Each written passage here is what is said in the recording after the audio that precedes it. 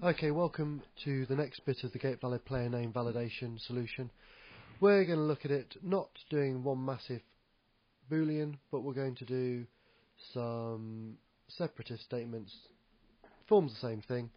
First thing we've got to do is create a new boolean variable called valid name, and we're going to use this as our exit condition for the loop, and we ought to initialize it. We have to initialize it within the do loop, otherwise if it ever gets invalid, then it never gets reset, basically.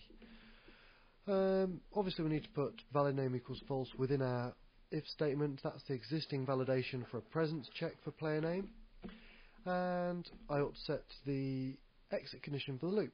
So now basically we're doing exactly the same thing as it did before, but we've sort of got parity with what happened before.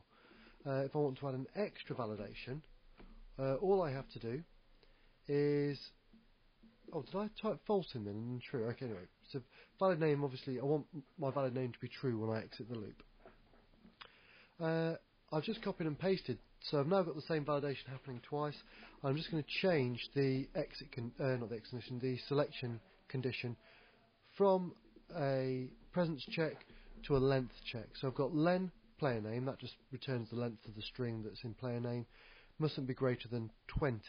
If it is, then they'll get that little displayed message and valid name will equal to false. The lovely thing about this is exactly the same as that horrible set of boolean statements where you have to be careful about your ands and ors, but this is far simpler. It's a little bit less efficient in terms of coding, but it's a bit clearer. Okay, this could be an else if rather than an end if and an if statement, but it doesn't really matter. Right, let's do a quick test. I'm going to do the boundary conditions, so let's do 20 characters.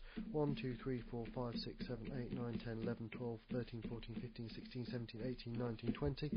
That should be okay. And it is. Let's do 21 characters. I'm just going to type gobbledygook, but add one extra character on the end, and this should not be okay. And it's not. Fantastic. If I type in a nice sensible name, this should allow it. And we're okay.